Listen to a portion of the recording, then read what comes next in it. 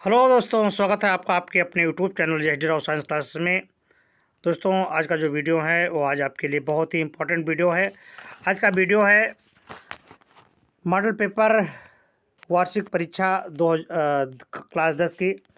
देखिए, विषय विज्ञान है आपका, विज्ञान से संबंधित है पेपर आपका, विज्ञान से संबंधित है। तो विज्ञान में देखिए आप जो है पूर्णांक यहाँ पर आपका 70 है, 70 नंबर का पूर्णांक है। इस समय आपका 3 घंटे 15 मिनट दिया हुआ है वार्षिक परीक्षा मॉडल पेपर का। बहुत ही इम्पोर्टेंट वीडियो है आपका, आप इसे बहुत मिस ना करें और जल्दी से जल्दी अपने पकड़ को बनाए रखें और अपनी गिरफ्त मजबूत कर लें। और परीक्षा के कुछ ही दिन बाकी हैं आपके, तो आपके लिए पेश है ये मॉडल पेपर, बहुत ही इम्पोर्टेंट होगा। तो देखिए, चलते हैं अपने क्वेश्चन पेपर की तरफ। देखें क्या कहते हैं आपके क्वेश्चन पेपर। पहला क्वेश्चन आपका आ गया, ये देखिए खंड आ। तो पहले मैं सरसरी निगाह से आपको दिखा दूं सभी का पेपर। ये खंड आ का भौतिक विज्ञान है। भौतिक विज्ञान में चलिए यहीं से शुरू करते हैं, चलिए चालू करते हैं। तो पहला क्वेश्चन आपके स्क्रीन पर दिख रहा है। तो ये आपके विकल्पदार क्वेश्चन है। समतल दर्पण की फोकस दूरी समतल दर्पण की फोकस दूरी होती है किस पर? शून्य पर या अनंत पर या 25 सेंटीमीटर पर या -25 सेंटीमीटर पर। तो आपको आंसर देना है, टिक लगाना है। तो ये देखिए टिक है आपका किस पर है? अनंत पर। ठीक है, तो पहला ऑप्शन इस तरह से सही हो जाएगा। दूसरा कह रहा है प्रकाश का प्रकीर्णन। ये कह रहा है प्रकाश का प्रकीर्णन सबसे कम किस में होता है? तो प्रकाश का प्रकीर्णन सबसे जो कम होता है वो किस पे होता है? लाल रंग पर। किस पर होता है?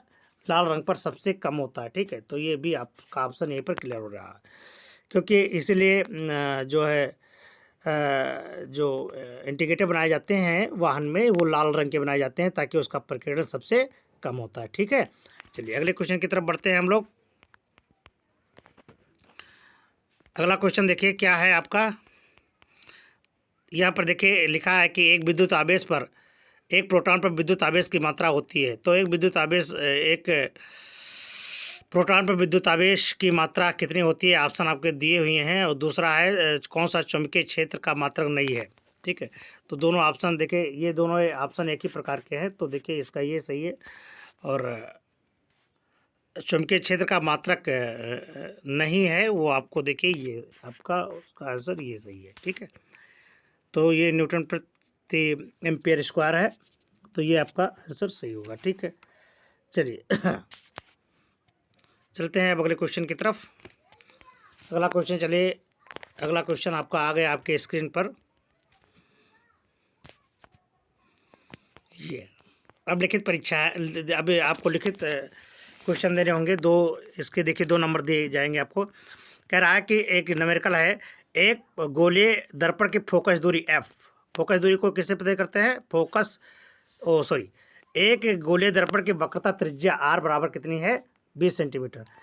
तो इसकी फोकस दूरी ज्ञात कीजिए। क्या ज्ञात करनी है आपको? फोकस दूरी ज्ञात करनी है। ठीक है, तो आप जानते हैं कि जो देखिए r बराबर होता है 2f, यानी f बराबर क्या होता है? फोकस दूरी बराबर क्या होती है? त्रिज्या बटे 2 के। त्रिज्या बटे 2 के, और r आपको दिया हुआ है। r का मान आप बता गया ना, त्रिज्या कितनी है? 20 सेंटीमीटर है ना। तो 20 आपको दिया हुआ, r इक्वल टू कितना है? 20 आपको दे दिया गया। तो f बराबर r/2 होता है। ये देखिए आपका सूत्र है f बराबर r/2। ठीक है, तो r के स्थान पर 20 रख देंगे। 2 से 2 एक कम 2 2 दहम 20, यानी f बराबर कितना हो जाएगा? 10। f बराबर 10। इसलिए गोले दर्पण की फोकस दूरी कितनी हो जाएगी? 10 सेंटीमीटर। ठीक है, समझ में आया बात? ठीक है, ये फिर से देख लें। ये यहाँ पर बता रहा है कि वक्रता त्रिज्या यानी आर, रेडियस जो है वो आर बराबर यहाँ पर कितना है? आर आपके है 20 सेंटीमीटर और एफ आपको ज्ञात करना है। ठीक है, तो आपको दिया है सूत्र आर बराबर 2f होता है। तो आर बराबर 2f, तो आर का मान कितना है? आर बराबर 2f है।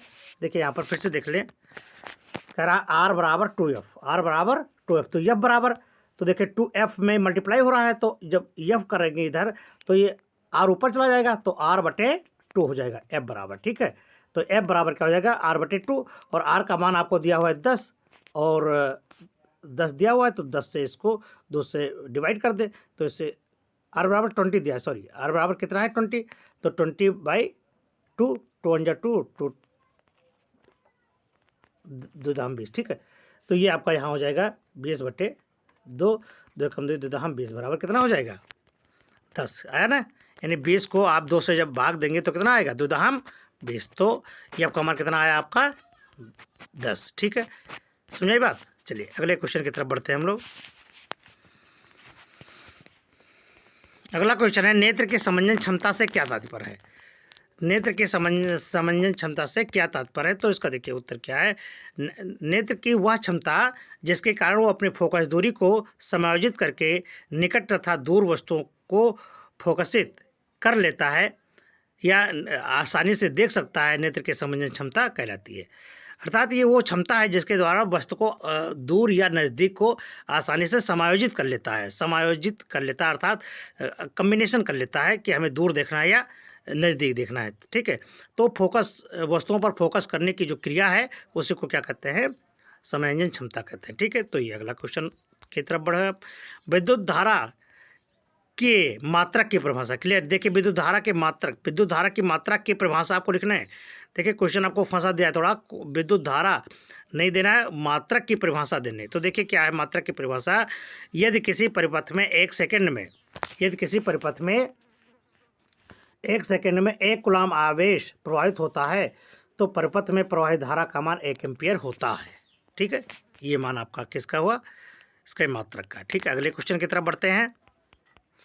उत्तल दर्पण के प्रतिबिंब किस प्रकार बनता है। उत्तल दर्पण में प्रतिबिंब किस प्रकार बनता है, किरण आरेख द्वारा समझाइए। तो देखिए ये है आपका उत्तल दर्पण। उत्तल दर्पण द्वारा प्रतिबिंब सदैव ही वस्तु से छोटा होता है। क्लियर, ये बात आपको ध्यान में रखना होगा। सीधा आभासी तथा ध्रुव फोकस के बीच बनता है। देखिए यहाँ पर आपको दिखाया गया है एक, ये देखिए ये आपकी ये और भी ये वस्तु है, यहाँ पर ये आपका उत्तल दर्पण लगा हुआ है। तो ये वस्तु ए बी के ये बिंदु से 2 किरण आरेख ये एम तथा ए एन वक्रता त्रिज्या की दिशा में उत्तल दर्पण से टकरा कर क्रमशः एम आर व एन ए की दिशा में परिवर्तित हो जाती हैं। देखिए ये यहाँ पर आपकी परिवर्तित हो जाती है। ठीक है, ये पीछे बढ़ाने पर ये किरणें बिंदु ये डैश, यहाँ पर देखिए ये आपको ये डैश पर मिलती है। इस प्रकार बिंदु ये का प्रतिबिंब बिंदु ये डैश होगा। ये डैश के मुख्य अक्ष पर लंबवत ये डैश बी डैश डाला जाता है, ये डाला, अतः वस्तु ये बी का प्रतिबिंब ए डैश बी डैश होगा। ये देखिए छोटा ए डैश बी डैश आपको दिखाई देता है, ये होगा। ठीक है, ये क्या कह रहा है, ये प्रतिबिंब वस्तु से छोटा, सीधा और कैसा होगा, आभासी होगा। जिस तरह से वस्तु है उसी तरह से। ठीक है, अगले क्वेश्चन की तरफ बढ़ते हैं। दूर दृष्टि दोष से क्या तात्पर्य है। यानी दृष्टि दोष 2 प्रकार के होते हैं, मतलब और ज़्यादा प्रकार के होते हैं, लेकिन यहाँ पर दूर दृष्टि दोष या आपसे निकट दृष्टि दोष भी पूछा जा सकता है। तो जान लीजिए दूर दृष्टि दोष और निकट दृष्टि दोष क्या होते हैं। दूर दृष्टि दोष वो दोष होता है जिसमें दूर की वस्तुएं तो स्पष्ट देखी जा सकती हैं परंतु नज़दीक की वस्तुएं स्पष्ट दिखाई नहीं देती हैं। निकट दृष्टि दोष क्या होता है, निकट दृष्टि दोष में निकट की वस्तुएं तो आप देख लेते हैं लेकिन दूर की वस्तुओं को देखने में आपको दिक्कत होती है।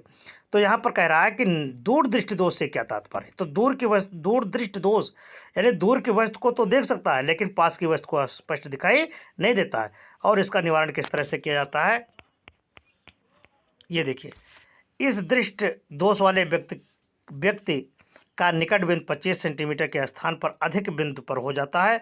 इस कारण 25 सेंटीमीटर दूर रखी वस्तु का प्रतिबिंब रेटिना एफ पर न बनकर के रेटिना के पीछे बन जाता है। दूर दृष्टि दोष का निवारण क्या होता है, इस दोष के निवारण के लिए इसे अभिसारी यानी उत्तल लेंस की आवश्यकता होती है। ठीक है, दूर दृष्टि के लिए कौन सा लेंस, दूर दृष्टि दोष के लिए आपको कौन से लेंस की आवश्यकता होती है उत्तल लेंस। इस तरह से जो लेंस होता है इसे उत्तल लेंस कहते हैं और ये इस तरह से लेंस को कहते हैं अवतल लेंस। तो ये दूर दृष्टि दोष के लिए प्रयुक्त किया जाता है, इसे कहते हैं दूर दृष्टि दोष के लिए, और ये है अवतल, ये निकट दृष्टि दोष के लिए। ठीक है, प्रयुक्त किया जाता है। समझ आई बात। तो देखिए तो क्या होता है कि 25 सेंटीमीटर दूर बिंदु एस पर रखी वस्तु किताब से आने वाली किरणों को इतना अपसरित कर दे कि किरणें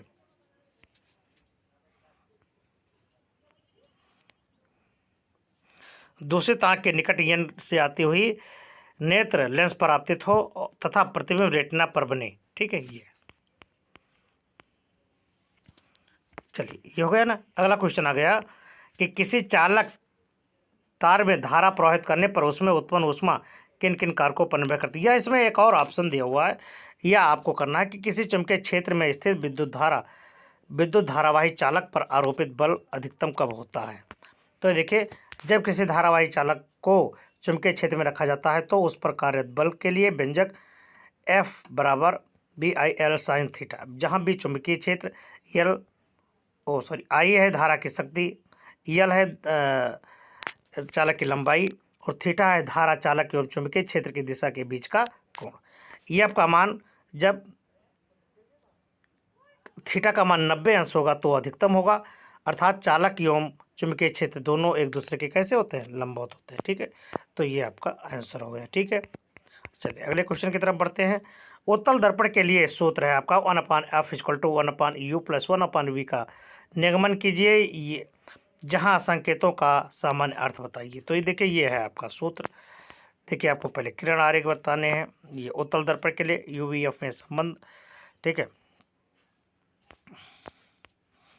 ये क्वेश्चन आपका लॉन्ग आंसर में 7 नंबर का पूछा जाएगा। तो देखिए, इसको ऐसे आपने पढ़ा है तो इसको याद रखें कि माना M1M2 एक उत्तल लेंस है, एक उत्तल दर्पण है जिसका ध्रुव P, फोकस F, वक्रता त्रिज्या C है।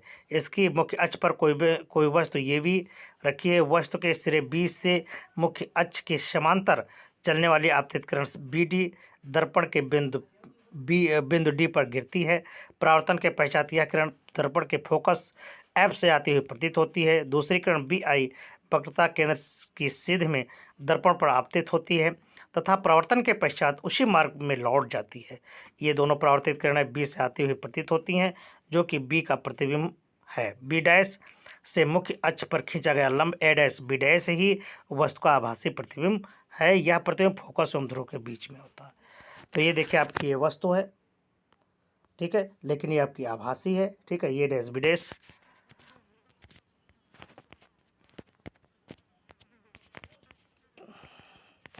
ये आपको न्यूमेरिकल लगाने हैं, इसका सूत्र निगमन करना है। ये माना दर्पण के ध्रुव P से वस्तु की दूरी ये PA बराबर -u, प्रतिबिंब की दूरी PA' बराबर +v, वक्रता त्रिज्या की त्रिज्या PC बराबर R तथा दर्पण से फोकस दूरी PF = F बिंदु D से मुख्य अक्ष पर अभिलंब DN है। तो डेल्टा त्रिभुज ABC बराबर त्रिभुज क्या होगा, CB' समकोणिक पर आप इसका मान निकालेंगे। ठीक है, करते जाएंगे। देखिए, और अंत में आपका ये सूत्र प्राप्त हो जाएगा। ठीक है, ये दोनों और UV से भाग जब देंगे तो आपका ये U + UV = 1/f। ठीक है, वस्तु के प्रत्येक स्थिति के लिए उत्तल दर्पण द्वारा बना प्रतिबिंब आभासी, सीधा, वस्तु से छोटा तथा दर्पण के ध्रुव व फोकस के बीच बनता है। ठीक है, तो ये चीज़ आपको याद रखनी है। ठीक है, आया ना। चलिए अब अगले क्वेश्चन की तरफ बढ़ते हैं। एक रायत की 220 अथवा आपको लगाने हैं 220 वोल्ट व 10 एम्पीयर धारा वाले विद्युत मोटर द्वारा आधे घंटे में 40 मीटर की ऊंचाई पर स्थित एक पानी की टंकी में कितना पानी चढ़ाया जा सकता है। मोटर की कार्यदक्षता 80% है। पृथ्वी का गुरुत्वाकर्षण G बराबर 10 मीटर पर सेकंड है। तो सेकंड स्क्वायर। तो देखिए, आप ये प्रश्नानुसार B बराबर कितना है, 220, I का मान 10 है, T का मान 30 मिनट, तो इसको 30 मिनट है तो इसको आप सेकंड में बदल लें, 60 से मल्टीप्लाई कर दें, 1800 सेकंड हो जाएगा। मोटर द्वारा 30 मिनट में ली गई ऊष्मा, ठीक है, VIT, आप इसको V वोल्ट, I धारा और T में यानी लगा समय सब मल्टीप्लाई कर देंगे तो कितना आया, 9 यह आया आपका 3.96 × 10⁶ जूल। अब मोटर द्वारा दी गई ऊष्मा ये देखिए इतना। ठीक है,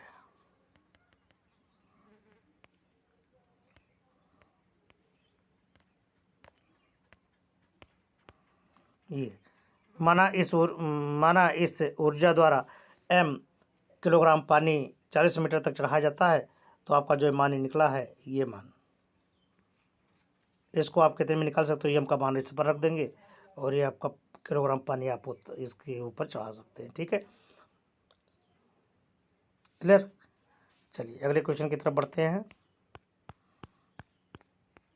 अब आ गया रसायन विज्ञान। रसायन विज्ञान में कह रहा है Fe2O3 Al2O3+2Fe में दी गई अपक्रिया किस प्रकार है। तो इसमें आपको देखना है कि कौन सी अपक्रिया है, संयोजन अपक्रिया, द्विविस्थापन अपक्रिया, वियोजन अपक्रिया या फिर विस्थापन अपक्रिया। तो कौन सी अपक्रिया है ये आपकी है विस्थापन अपक्रिया। कौन सी अपक्रिया है, ये आपकी विस्थापन अपक्रिया है। ठीक है, चलिए अगले क्वेश्चन की तरफ बढ़ते हैं। अगला क्वेश्चन आपका यह है, कोई विलयन लाल लिटमस को नीला कर देता है। लाल लिटमस को क्या करता है, नीला कर देता है। तो इसका पीएच मान आपको बताने हैं। तो देखिए नीले लिटमस को लाल अम्ल करता है, और तो लाल लिटमस को नीला कौन करता है, क्षार। तो क्षार, इसका मतलब ये क्षार हो गया। क्या हो गया, ये आपका क्षार है, क्योंकि लाल लिटमस को नीला, लाल को नीला कौन करता है, क्षार। लाल को नीला कौन करता है, क्षार करता है। ठीक है, तो अब आप पूछ रहा है कि तो इसका पीएच संभावित मान, तो इसका संभावित मान 7 तक उदासीन होता है, 1 2 3 4 तक अम्ल होता है, 4 5 6 7 उदासीन, फिर उसके बाद में 7 से ऊपर आपका क्षार होगा। तो 7 से ऊपर जो होगा वही आपका आपसे सही होगा। तो 7 से ऊपर कौन है, 10। क्लियर, ये बात आपको सही है ही। अगला क्वेश्चन चलेगा, प्लास्टर ऑफ पेरिस में कितने अणु क्रिस्टलन जल के होते हैं। ठीक है, तो प्लास्टर ऑफ पेरिस का पहले सूत्र देख लो क्या है। प्लास्टर ऑफ पेरिस का जो सूत्र होता है वो क्या है, CaSO4 ½ H2O, ये तो है, ये प्लास्टर ऑफ पेरिस। तो प्लास्टर ऑफ पेरिस में जल के मॉलिक्यूल कितने हैं, आधा। जल के मॉलिक्यूल कितने हैं, आधे। 1 2 3, या ऑप्शन में चौथा दिया है, तो कौन सही है, 1/2। ठीक है, प्लास्टर ऑफ पेरिस में कितने अणु क्रिस्टलन जल के हैं, तो जल में कितने हैं, आधे, क्योंकि इसका सूत्र है CaSO4.1/2H2O। ठीक है, तो 1/2 है, इसके हाइड्रेट कितने हैं, 1/2, यानी जल के है, जल के क्रिस्टल आधा है। ठीक है, चलिए आगे क्वेश्चन बढ़ते हैं। क्वेश्चन बड़े इंटरेस्टेड हैं भैया, पढ़ते रहे, अगले क्वेश्चन बढ़ते रहें। कह रहा एस्टिक अम्ल से एसिटिक एनहाइड्राइड कैसे प्राप्त करते हैं। एस्टिक अम्ल से एनहाइड्राइड कैसे प्राप्त करते हैं, तो देखिए P2O5 निर्जलीकरण की उपस्थिति में गर्म करके एस्टिक अम्ल के 2 अणु में से जल का एक अणु क्या हो जाता है, पृथक हो जाता है, और एसिटिक एनहाइड्राइड प्राप्त हो जाते हैं। ठीक है, ये आपका कौन सा सूत्र है, एसिटिक एसिड है। क्या है, एसिटिक एसिड। अब देखिए एसिटिक एसिड के 2 अणु है ना, तो इसमें से जल के एक अणु को ये पृथक कर देता है, एक अणु को क्या करता है, पृथक कर लेता है।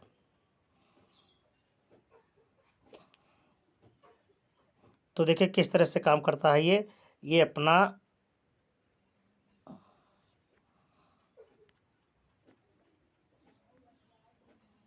ये इतना तो अलग कर, ये H2O को अलग कर देता है, और इसका जो एक वो है वो इससे बंध बना लेता है। तो देखिए एक को यहाँ कहा गया और एक को इधर चला करके H2O बन जाता है। ठीक है, तो एस्टिक में से ये H2O आपका निकल जाता है, और CO एक, और ये जो ऑक्सीजन है वो यहाँ पर चला आता है। ठीक है, तो इस तरह से एस्टिक एनहाइड्राइड बॉन्ड बन जाते हैं। ठीक है, ये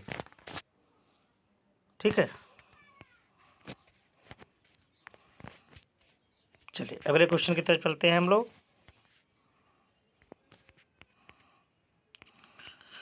लिखा कि अवसानी में इनके स्थान के आधार पर इनमें से किस तत्व में सबसे अधिक धात्विक अभिलक्षण की विशेषता होती है। जर्मेनियम, गैलियम, जर्मेनियम है ना, As, तो ये हैं। तो इसमें पूछ रहा है कि सबसे अधिक धात्विक, तो देखिए क्या है इसमें, देखिए बेरिलियम में जो Ve है उसमें अधिक धात्विक लक्षण होते हैं, क्योंकि शेष अन्य, ये बेरिलियम ही सबसे ज़्यादा धात्विक है। बताया गया बेरिलियम में अधिकतम धात्विक लक्षण होते हैं, क्योंकि शेष अन्य तत्व आवर्त सारणी में दाईं ओर रखे गए हैं। आवर्त सारणी में बाईं तरफ वाले तत्व धातु एवं दाईं तरफ वाले तत्व क्या होते हैं, अधातु होते हैं। ठीक है, इसी में क्वेश्चन और दिया गया है कि किसी वर्ग के ऑक्साइड प्रबल क्षारीय एवं किस वर्ग के प्रबल अम्लीय होते हैं। किस वर्ग के ऑक्साइड प्रबल क्षारीय और किस वर्ग के प्रबल अम्लीय होते हैं।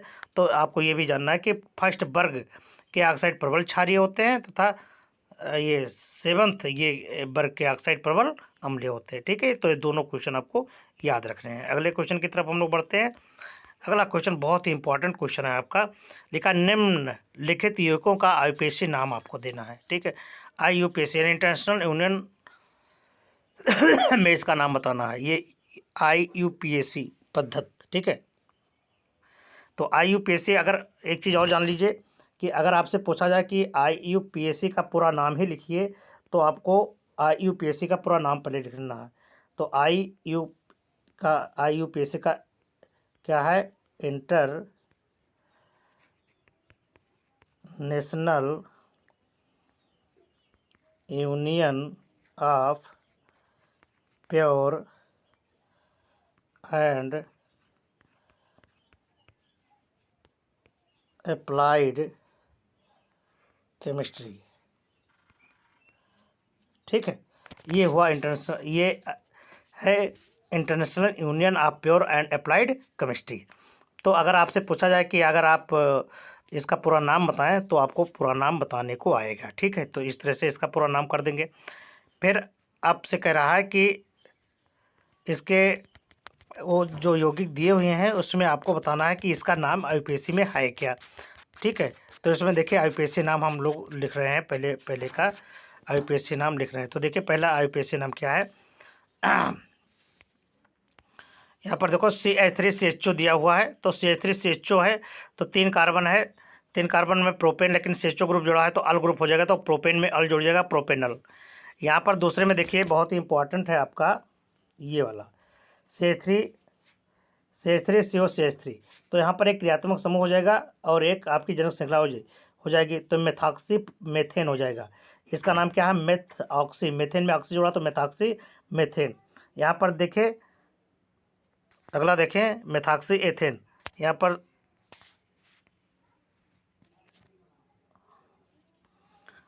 अगला क्वेश्चन देखें,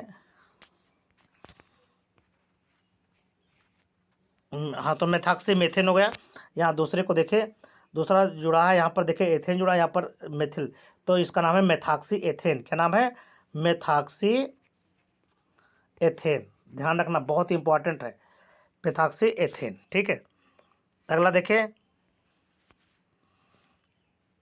चौथे नंबर पर आइए, तो इसका नाम है COOH जुड़ा है। इसका मतलब है कि ओइक एसिड जुड़ा है, तो इसका नाम है प्रोपेनोइक एसिड। क्या जुड़ा है? Propanoic acid. और पाँचवें में आपका जुड़ा है C2H4 है, तो आपका ये एथिलीन है, यानी इसको एथीन कहते हैं। साधारण नाम एथिलीन, लेकिन इसका नाम है एथिलीन, एथीन या एथिलीन। एथिलीन साधारण नाम है और एथीन IUPAC नाम है। यहाँ पर देखिए CH3CH2, तो इसमें है क्लोरोएथेन। क्या नाम है? क्लोरोएथेन। और अगला है देखिए यहाँ पर CH3 में और कीटोन ग्रुप जुड़ा हुआ है, तो इसको कहेंगे प्रोपेनोन। क्या कहेंगे? 3 कार्बन है तो प्रोपेन हो गया, ओन जुड़ा है तो प्रोपेनोन, ठीक है। तो ये आपका IUPAC नाम हो गया। ये IUPAC में आपका एक ना एक आएगा भैया, तो बिल्कुल इसको रट लो। अगला देखिए, ये आपका संरचना बनाया हुआ है, इसका भी नाम आपको बताना है। तो देखिए पहले में कितने कार्बन है? 1 2 3 4 5। कितने कार्बन है? 5। तो 5 कार्बन को क्या कहते हैं? पेंट, और सब में एन जुड़ा है तो क्या हो जाएगा? पेंटेन, ठीक है। दूसरा देखिए, दूसरा में आपका क्या है? CH3CHO है, एथेन। और एथेन में क्या जुड़ा है? CHO ग्रुप जुड़ा है तो अल जुड़ा है, एथेनल। तो एथेनॉल नहीं होगा, एथेनल, ठीक है। देखिए एथेनल। अगर आप तीसरा देखिए, तीसरा आपका है यहाँ पर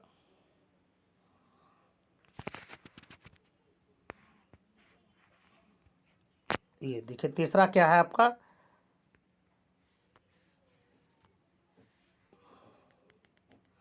तीसरा देखिए 1 2 3 4 5 कार्बन जुड़े हुए हैं, तो 5 कार्बन हो जाएगा तो पेंट होगा। और देखिए यहाँ पर 3 नंबर पर ओन जुड़ा है तो पेंटेनोन। क्या हो जाएगा? 3 पेंटेनोन। क्या हो जाएगा? पेंटेनोन।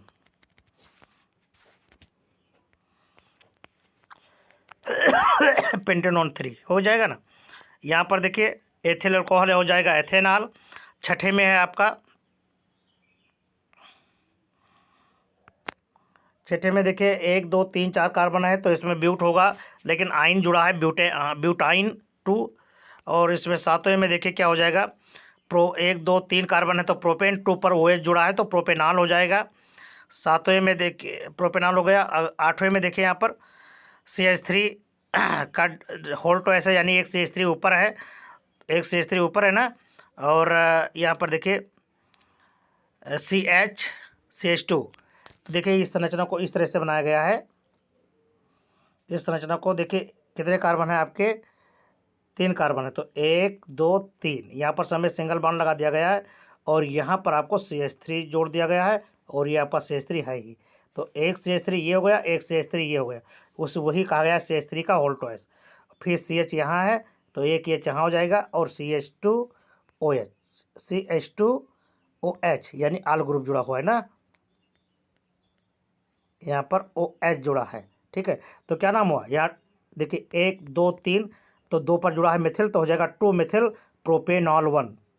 1 2 2 पर क्या जुड़ा है मिथिल, तो 2 मिथिल, और 1 2 3 प्रोप, और आल कहाँ पर है, 1 पर है, तो इसका नाम हो जाएगा 2 मिथिल प्रोपेनॉल 1। क्लियर।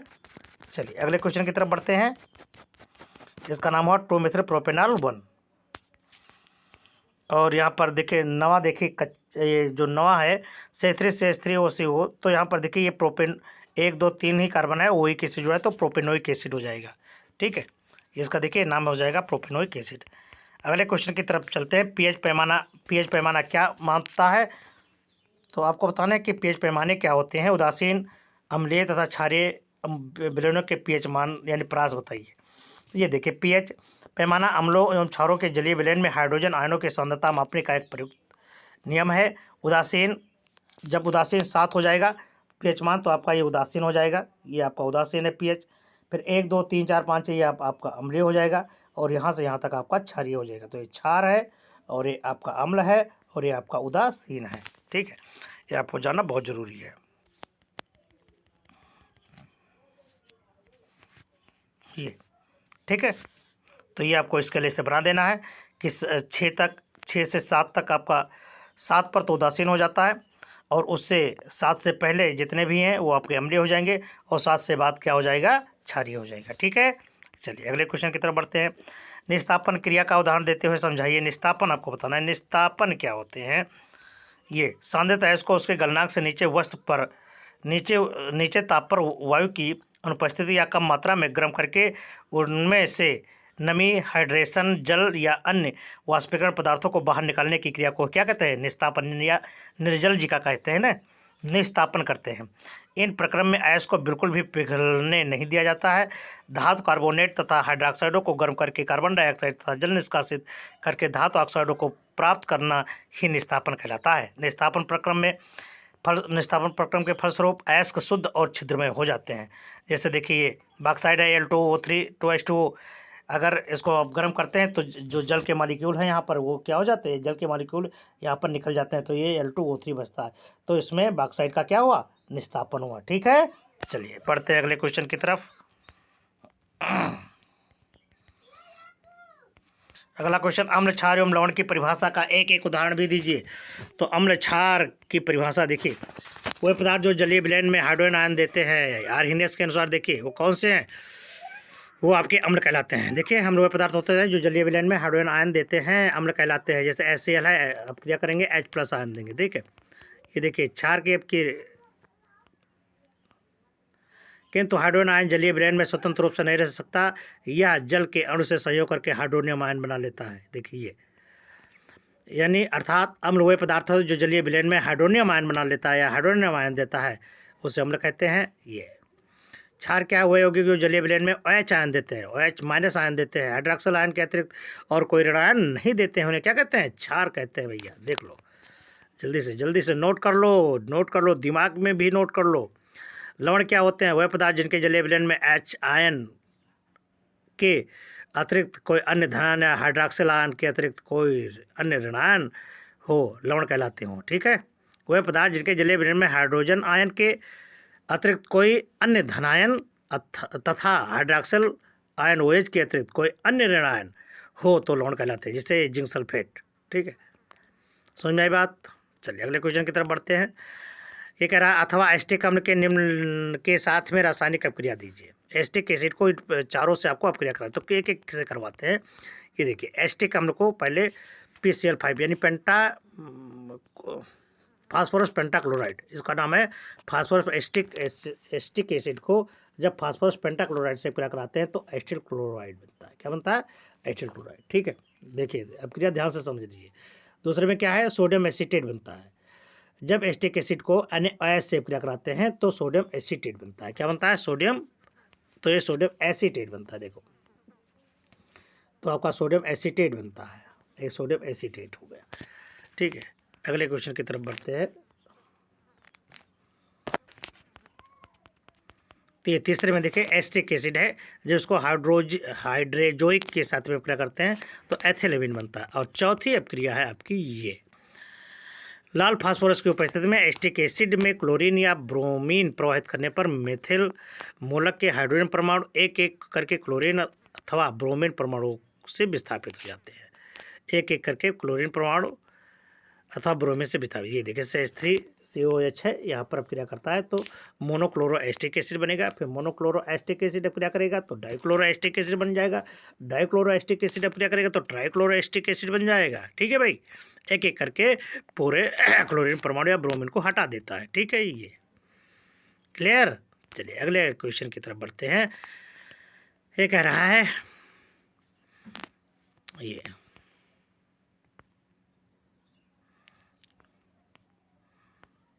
ये हो गया क्वेश्चन। अब ये देखिए आ गया आपका ये जीव विज्ञान, खंड 7 जीव विज्ञान।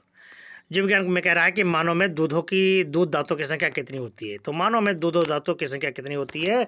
20। ठीक है, ये जो 20 दांत होते हैं यही तो आपके द्विदंती होते हैं भैया, यही दांत आपके द्विदंती होते हैं जो जीवन में 2 बार निकलते हैं। क्लियर, आगे बढ़े, आगे बढ़ो, पढ़ते रहो।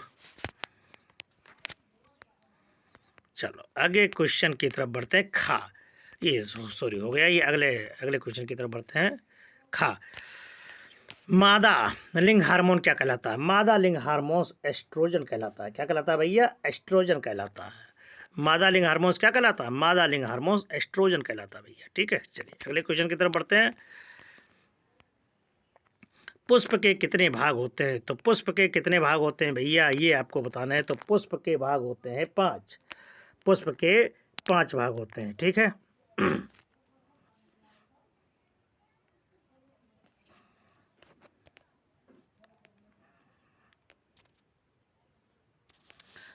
घ खंड है आपका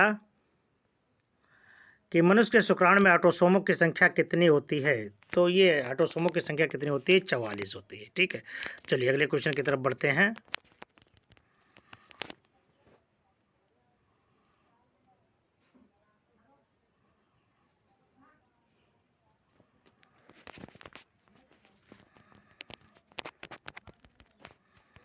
चलिए अगले क्वेश्चन, आहार नाल के विभिन्न भागों के नाम लिखिए। तो आहार नाल के विभिन्न भाग के आपके नाम ये है। आहार नाल के विभिन्न भाग के नाम है मुख, गुहा, ग्रसनी, ग्रासनाल, आमाशय तथा आंत। ठीक है, ये है 1 नंबर में आपका तुरंत वाला छू मंत्र वाले क्वेश्चन है आपके, तुरंत के तुरंत आंसर लीजिए। अगले क्वेश्चन, अंतर नासिका पट किसे कहते हैं? इसका क्या तात्पर्य है? अंतर नासिका पट चेहरे पर स्थित नासिका 2 वाय नासा छिद्रों में बाहर की ओर खुलती है। नासिका के मध्य में एक नासापट्ट होता है, इसे अंतर नासिका पट्ट कहते हैं। अरे वही जो भाई जो नाक का नथुना ऊपर हुआ है, इसे नासा गुहा 2 भागों में बढ़ जाती है। अंतर नासिका पट्ट में एक चिपचिपा पदार्थ म्यूकस निकलता है, जिसके कारण धूल के कण उस पर चिपक जाते हैं, जिससे शुद्ध ऑक्सीजन आपके शरीर के अंदर प्रवेश हो जाती है। ठीक है, और जब आप हाथ से निकालते हैं उसको बार बार जब सूख जाती है तब उसे आप बाहर से निकाल लेते हैं। पुमंग और जायांग में क्या अंतर है? वेरी गुड, पुमंग और जायांग, पुमंग पुष्प के नर जन्नांग है जबकि जायांग पुष्प के मादा जन्नांग है। ठीक है, उत्तर आपको मिला ना। आपका उत्तर क्वेश्चन है कि पुमंग एवं जायांग में क्या अंतर है? तो ये उत्तर है आपका, पुमंग पुष्प के नर भाग और जायांग पुष्प के मादा जन्नांग होते हैं। अगले क्वेश्चन की तरफ बढ़े। मनुष्य के शरीर में पाई जाने वाली लार ग्रंथियों का संक्षिप्त विवरण दीजिए। लार ग्रंथि, तो ये है आपकी लार ग्रंथि, ये है आपकी लार ग्रंथि भैया। मुख गुहा में अनेक छोटी मुख ग्रंथियां उसके श्लेष में होती हैं जो थोड़ी मात्रा में लार स्रावित करती है। जिह्वा के श्लेष्मिका में भी इनकी प्रकार की सूक्ष्म ग्रंथियां होती हैं, बड़ी तथा अधिक मात्रा में लार उत्पन्न करने वाली तथा वाहिका द्वारा इन्हें मुख गुहा में पहुंचाने वाली निम्नलिखित 3 जोड़ी लार ग्रंथियां पाई जाती है। तो आपको ये तो जानना है कि मनुष्य में 3 जोड़ी लार ग्रंथियां पाई जाती हैं। कौन कौन सी हैं वो? कर्णपूर्ण लार ग्रंथियां, अधोजिह्वा लार ग्रंथियां और अधोअनु लार ग्रंथियां। तीनों प्रकार की ग्रंथियां देखिए कहाँ कहाँ पाई जाती हैं। तो जो कर्ण लार ग्रंथियां हैं ये कानों के नीचे कपाल के पास कपोलों में स्थित होती हैं। ये सबसे बड़ी लार ग्रंथि होती है तथा ऊपरी जबड़ों में वाहिकाएं एक्सटेंशंस नलिकाओं द्वारा चौड़कों के पास में खुलती हैं। अधोजिह्वा लार ग्रंथियां जीभ के ठीक नीचे, ये कहाँ होती हैं? जीभ के ठीक नीचे स्थित वह सक्रिय ग्रंथियां होती हैं। निचले जबड़े में दांतों के पास में ही कई स्थानों पर खुलती हैं। अधोहनु कहाँ है? निचले जबड़े के पास पश्चपा भाग में स्थित होते हैं। ये अगले दांतों के पास लंबी वाहिनियाँ वार्टन्स नलिकाओं में खुलती हैं। ठीक है, तो ये आपकी है लार के बारे में। ठीक है, अगले क्वेश्चन की तरफ बढ़ते हैं। लसिका परिवहन कार्यों का उल्लेख कीजिए। तो लसिका परिवहन, ये देखिए, कोशिकाओं में पोषक तत्वों, गैसों, हार्मोनों तथा एंजाइमों आदि को पहुंचाने का आदान प्रदान के लिए माध्यम का कार्य करता है। ये लसिका परिवहन इन्हीं चीज़ों को ढोने का काम करता है, द्वारा पहुंचाने का कार्य करता है। लसिका ऊतकों से कार्बन डाइऑक्साइड और अन्य हानिकारक पदार्थों को रक्त में पहुंचाता है। लसिका कोशिकाएं द्वारा रसायनकों में फैली रहती हैं, बचे हुए भोजन का अवशोषण करती है। लसिका कोशिकाओं के चारों ओर जलीय वातावरण बनाकर कोशिका के भीतर एवं बाहर एवं भीतर प्रासरण संतुलन बनाए रखता है। ठीक है, तो ये काम है। और फिर ये कोमल अंगों को रगड़ने से बचाता है। तो ये है लसिका का काम। ठीक है, अगले क्वेश्चन की तरफ बढ़ते हैं। साइटोकाइनिन के प्रमुख कार्य या स्वपरागण के लिए आवश्यक अनुकूल लाभ एवं इससे हानियां बताना है। तो ये है आपके क्वेश्चन। ये देखिए, स्वपरागण के लिए आवश्यक अनुकूल, पुष्प का द्विलिंगी होना आवश्यक है। नर और मादा भाग एक साथ परिपक्व होना आवश्यक है। स्वपरागण से निम्नलिखित लाभ है। नंबर 1, पुष्पों में स्वपरागण एक आसान तथा निश्चित घटित प्रक्रिया है जिसके कारण पौधों का वंश चलता रहता है। ठीक है, इसको परागण क्रिया के लिए दूसरे पुष्पों पर निर्भर नहीं रहना पड़ता है। तीसरा क्या है? स्वपरागित पुष्पों को रंग, सुगंध एवं मधु उत्पन्न करने की आवश्यकता नहीं पड़ती है, जिससे पौधों की कम से कम ऊर्जा का उपयोग होता है। स्वपरागण में परागण के लिए कम परागकणों की आवश्यकता होती है, जिससे परागण व्यर्थ नहीं होते हैं। और पांचवा है स्वपरागित बीज शुद्ध नस्ल वाले समयुग्मी संतत होते हैं। ठीक है, यह वहीं पर इसकी हानियां भी होती हैं। स्वपरागण से उत्पन्न बीज उत्तम श्रेणी के नहीं होते। स्वपरागण से उत्पन्न पौधों के समय के साथ रोग के प्रतिरोधक क्षमता भी उसमें कम होती है। ठीक है, ये सब चीज़ें इसमें दोष है। ऐसे बीज शीघ्र नहीं पकते हैं। ठीक है, ये सब। लिंग गुणसूत्र से आप क्या समझते हैं? नर और मादा में लिंग गुणसूत्र का विन्यास स्पष्ट कीजिए। तो देखिए, ये है आपका ये लिंग गुणसूत्र। मनुष्य के सभी कायिक तथा जनन कोशिकाओं में 46 जोड़े गुणसूत्र होते हैं। इनमें 24 गुणसूत्रों के 22 समजात जोड़े होते हैं, जिन्हें ऑटोसोम्स कहते हैं। अभी आपको बताया गया उधर। शेष एक जोड़ा गुणसूत्र लिंग गुणसूत्र कहलाता है। पुरुष तथा स्त्री में ये गुणसूत्रों का जोड़ा एक दूसरे से भिन्न होता है। पुरुषों में इस 23वें जोड़े के दोनों गुणसूत्र एक दूसरे से भिन्न होते हैं, जिनमें से एक छोटा तथा दूसरा बड़ा होता है। इस प्रकार ये हेट्रोसोम्स होते हैं। इनमें से X बड़ा तथा Y छोटा गुणसूत्र कहलाता है। स्त्री में दोनों लिंग गुणसूत्र समजात होते हैं, XX प्रकार के होते हैं। तो इसमें देखिए, पुरुष में XX 22 जोड़ा और XX यानी 46 गुणसूत्र हो गया। इसमें 22 जोड़ा XS, इसमें भी 46 गुणसूत्र होते हैं। अर्थात मनुष्य में लड़के अथवा लड़की का होना इन्हीं लिंग गुणसूत्रों पर ही निर्भर रहता है। ठीक है, ये देखिए, लिंग निर्धारण में क्या होता है? लिंग निर्धारण कैसे होता है? महिलाओं में लिंग गुणसूत्र एक ही प्रकार के होते हैं, X और X। पुरुषों में दोनों प्रकार के लिंग गुणसूत्र मौजूद होते हैं, X और Y। पुरुष में 2 प्रकार के शुक्राणु बराबर मात्रा में उत्पन्न होते हैं। एक प्रकार के शुक्राणु X गुणसूत्र, जबकि दूसरे प्रकार के गुणसूत्र Y गुणसूत्र पर होते हैं। महिलाएं एक ही प्रकार के अंडाणु उत्पन्न करती हैं, जिनमें केवल कौन से गुणसूत्र होते हैं? X गुणसूत्र होते हैं। जब X गुणसूत्र वाला शुक्राणु अंडे को निषेचित करता है तो XX अर्थात लड़की जन्म लेती है। जब Y गुणसूत्र वाला शुक्राणु अंडे को निषेचित करता है तो XY यानी लड़के का युग्मनज बनता है। तो ये इस बात से आपको अंदाजा लगाना है, यानी ध्यान में रखना है कि जो लिंग निर्धारण है वो XY का काम करता है, XX उसमें कोई भूमिका नहीं निभाती है। यानी जो पुरुष लिंग गुणसूत्र होते हैं वही लिंग निर्धारण के लिए जिम्मेदार होते हैं। ठीक है, अथवा आपसे पूछा जा रहा है कि मनुष्य से लेकर के आमाशय तक होने वाली पाचन क्रिया को प्रभावित करने वाले विकार तथा कार्यों का उल्लेख कीजिए। तो ये आपका लॉन्ग आंसर में पूछा गया है। तो लॉन्ग आंसर में देखिए कौन कौन से क्वेश्चन है आपके। ये पाचन पाचन का अर्थ है जल में घुलनशील भोज्य पदार्थों को घुलनशील अवस्था में बदलकर उन्हें अवशोषण योग्य बनाना, जिससे वह रुधिर में मिलकर अथवा अन्य किसी प्रकार के शरीर के विभिन्न भागों अर्थात ऊतकों तक कोशिकाओं में पहुंच जाए। ठीक है, मुंह से लेकर के कोशिकाओं में अवशोषित होने तक भोजन में होने वाली परिवर्तन निम्न प्रकार हैं। देखिए, भोजन का अंतर्ग्रहण मुंह द्वारा होता है। मुंह से लेकर के कोशिकाओं में अवशोषित होने तक विभिन्न पाचक अंगों में होने वाले चरण ये हैं। पहले मुख गुहा में जाता है, फिर उसके बाद में ग्रसिका में, फिर उसके बाद में कहाँ जाता है, देखिए ये आमाशय में। ठीक है, आमाशय में आपको ये ग्रंथियाँ मिलती हैं, ये आपके हार्मोन होते हैं। ठीक है, देखते रहें। ये प्रोटीन यहाँ पर पेप्सिन एंजाइम्स के द्वारा पेप्टोन्स में तोड़ दी जाती है। रेनिन को फाड़ दिया जाता है। रेनिन दूध को फाड़ देती है। कैसीन को उसमें प्रोटीन जो होती है दूध में उसको अलग कर देती है।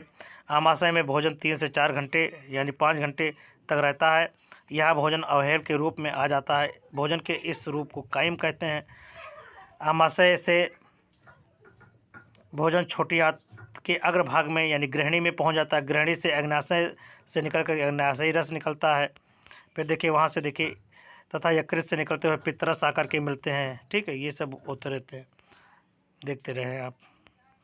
फिर लाइपेज, एमाइलेज, ये सब ट्रिप्सिन, यहाँ पर आप एंजाइम जो परिवर्तित होते हैं, ट्रिप्सिन है, एमाइलेज, एमाइलॉप्सिन, ये सब क्रिया करते हैं। फिर उसके बाद में इलियम में भोजन पहुँच जाता है। ठीक है, ग्रहणी में भोजन के लगभग सभी अवयव यहीं पर प्रारंभ हो जाते हैं तथा अधिकांश पाचन हो जाता है। ठीक है, छोटी आंत के शेष भाग से शेषांत कहते हैं।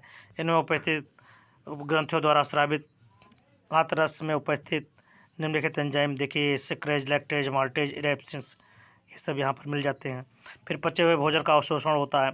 छोटी आंत में भोजन का पाचन पूरा हो जाता है, जिसके पश्चात पूर्ण रूप से पचा हुआ भोजन छोटी आंत में विशेषकर पश्च भाग में अवशोषित हो जाता है, माने सोख लिया जाता है। छोटी आंत के लिए इसे उपयुक्त रसांकुर द्वारा अवशोषण तल अत्यधिक बढ़ा हुआ होता है। यह अवशोषित पदार्थ रुधिर से होते हुए शरीर के विभिन्न ऊतकों में उपस्थित ऊतक द्रव्य के माध्यम से कोशिकाओं में पहुंच जाते हैं। ठीक है, फिर उसके बाद में बड़ी आंत फिर गुदा द्वारा शरीर से बाहर निकाल दिया जाता है। जो अवशिष्ट पदार्थ होते हैं वो कहाँ मतलब फिर और जो अपच होते हैं लार्ज इंटेस्टाइन में चले जाते हैं। फिर उसके बाद में वहाँ पर जल और लवण का एब्जॉर्बेशन होता है। फिर उसके बाद में ये बाह्यक्षेपण हो जाता है। ठीक है, फिर स्वांगीकरण देखिए पचे हुए भोजन का पचा हुआ भोजन जो अवशोषित होकर के कोशिका के जीवद्रव्य में जाता है पहुँचता है।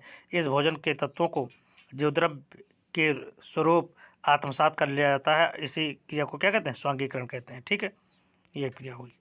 तो दोस्तों ये रहा आज का वीडियो।